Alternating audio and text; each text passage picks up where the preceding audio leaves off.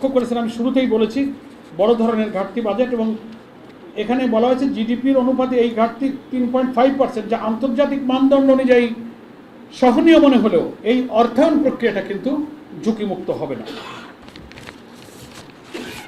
আরেকটা বিষয় হলো যে এই বাজেটের সফল বাস্তবায়নের জন্য যে 3টা বাধার কথা আমি বলেছিলাম, আর 3টা স্তম্ভের উপরে এই বাজেট দাঁড়িয়ে আছে, সেইখানে সরকার খুব দুর্বল। এনবিআর এর কর আহরণ সক্ষমতা, লক্ষ্যমাত্রা অনুযায়ী রাজস্ব আদায় করা, অথচ আমাদের যে কর অ্যাডমিনিস্ট্রেশন এনবিআর এর দুর্নীতিমুক্ত কর প্রশাসনিক ব্যবস্থা কিন্তু এখানে নেই, অথচ এই ভিত্তির উপরে কিন্তু বাজেট বাস্তবায়ন দাঁড়িয়ে থাকে। মূল্যস্ফীতি নিয়ন্ত্রণ, যেটা সাধারণ মানুষের ক্রয় ক্ষমতা স্বাভাবিক রাখতে হয়, সেটাও কিন্তু এই সরকার পারছে না। ঋণ ম্যানেজমেন্ট, দেশীয় ও বৈশ্বিক ঋণের সুদের চাপ সামলাতে হবে, সেটাও সরকার কিন্তু ব্যর্থ হবে। এবং জামাত ইসলামীর সেই ছায়া বাজেটের সঙ্গে দু একটা তুলনামূলক আমি স্ট্যাটিস্টিক্স দিচ্ছি। 9,38 কোটি টাকা যে ব্যয়ের বাজেট, সেখানে আমরা জামাত ইসলামী দিয়েছিলাম 8,39,505 কোটি টাকার বাজেট। রাজস্ব লক্ষ্যমাত্রা সরকারের 7,01,150 কোটি টাকা, আমরা বলেছিলাম 6,65,926 কোটি টাকা।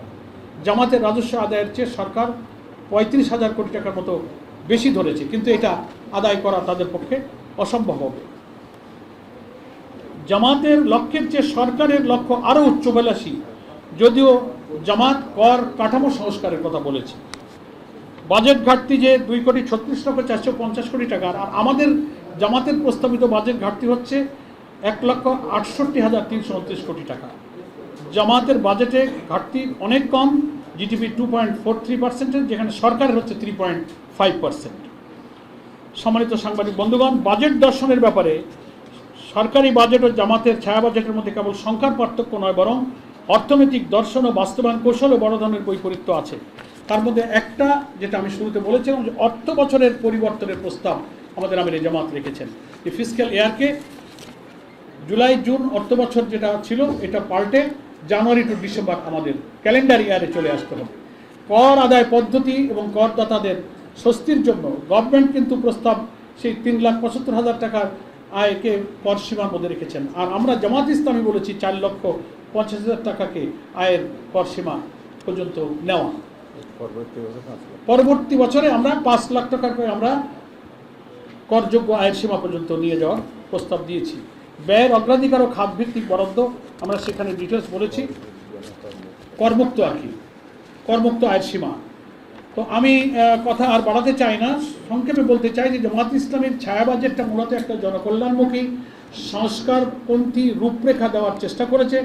সরকারের বাজেটের তুলনায় এটা কম ঘাটতি এবং কম বৈদেশিক ঋণ নির্ভর। তো এর মূল চ্যালেঞ্জগুলো মোকাবেলা করে যদি এই অধিবেশনে বাজেটের আলোচনার সুযোগ দিয়ে বিরোধী দলের যে সমস্ত বাজেটের সুযোগ থাকবে, কাটমাশন থাকবে, বাজেট আলোচনা থাকবে, বিভিন্ন প্রস্তাবনার সংশোধন গ্রহণ করে সরকার যদি সেই বাজেট প্রস্তাবনাকে সংশোধন করে, এবং ব্যাংকিং সেক্টরে যে নৈরাজ্য এক্ষুনি শুরু করেছে, অনেকগুলো ব্যাংক 5টা ব্যাংকে মার্জ করে দিয়েছে, ব্যাংক রেগুলেশন আইন করে লুটপাট করে কালো টাকা বিদেশে অর্থ পাচার করা, জনগণের টাকা লুটপাট করে নেওয়া, জোর করে সরকারের গোয়েন্দা সংস্থাকে কাজে লাগিয়ে কিছু লোকের হাতে হাজার হাজার কোটি টাকা, লক্ষ কোটি টাকা তারা দিয়ে আওয়ামী লীগ যে ফ্যাসিবাদী রাস্তা দেখিয়ে গিয়েছিল, এখন বিএনপি সরকার সেই রাস্তায় হাঁটছে। যে ঠিক আছে, এস আলম সাহেব লুটপাট করে খেয়েছে, তো আমরাও এখন এস আলমের ঘাড়ে ভর করে তার এই ইসলামী ব্যাংকটা প্রায় 80% শেয়ার বোধহয় সে জোর দখল করে তার দখলে রাখছে। এইটাকে আমাদের আমিরে জামাত পার্লামেন্টে বক্তব্যে দাবি করেছেন, যার শেয়ার জোর করে অন্যায়ভাবে নেওয়া হয়েছে যে মূল্যে, সেই মূল্যেই সেই শেয়ারগুলো তাদের কাছে ফেরত দেওয়া হোক, এবং অন্যায়ভাবে ব্যাংকের চেয়ারম্যান এমডিকে বদল করে এস আলমের পছন্দ মতো চেয়ারম্যান এমডি নিয়োগের যে পায়তারা করছে বাংলাদেশ ব্যাংকের গভর্নর, এটার আমরা তীব্র নিন্দা জানাই। এবং এই ব্যাংক কাঠামো এই নৈরাজ্যপূর্ণ অবস্থায় যদি এই বাজেট পাস হয়, তাহলে বাংলাদেশের শুধু ব্যাংক নয়, গোটা অর্থনীতি, আমাদের আমিরে জামাতের ভাষায় বলবো, পার্লামেন্টে বলেছেন যে মাটির সাথে এদেশের অর্থনীতি মিশে যাবে, বেকারত্ব দূর হবে না, কর্মসংস্থান হবে না, আমরা একটা কঠিন সংকটে পড়ব। সেজন্য সাংবাদিক বন্ধুগণ, দেশবাসীর কাছে বলবো, আসুন এই লুটপাটের বাজেট, যা গণবান্ধব নয়, উন্নয়ন বান্ধব নয়, বরং গণবিরোধী, তার বিরুদ্ধে আমরা সোচ্চার হই এবং সরকারের কাছে দাবি জানাই যে কালো টাকাকে সাদা করার সুযোগ এবারও রাখা হয়েছে। এগুলো থেকে মুক্ত করে একটা জনমুখী জনবান্ধব বাজেট প্রস্তাবনা চূড়ান্ত করে রেওয়াজ অনুযায়ী 30শে জুন বাজেট পাস হয়, তার আগে পার্লামেন্টে সে সুযোগটা দিয়ে সরকার এখানেও যেন সংখ্যাগরিষ্ঠতার জোরে গণভোটের রায় না মেনে যেমন জনগণের বিরুদ্ধে গিয়েছেন, এই গণবিরোধী বাজেট জোর করে চাপিয়ে দিয়ে আপনারা আর জনগণের বিরুদ্ধে যাবেন না। তাহলে রাজনীতির বিতর্কের জায়গা পার্লামেন্ট আছে এখনো, এটাকে আপনারা রাজপথে নিয়ে যাবেন না। সরকারের কাছে সেই আহ্বান জানিয়ে বাংলাদেশ জামাত ইসলামীর সম্মানিত আমির, বিরোধী দলীয় নেতা ডক্টর শফিকুর রহমানের পক্ষ থেকে আপনাদের এবং দেশবাসীকে আন্তরিক ধন্যবাদ জানিয়ে জামাত ইসলামীর অফিসিয়াল বাজেট প্রতিক্রিয়া আমি সংক্ষেপে শেষ করলাম।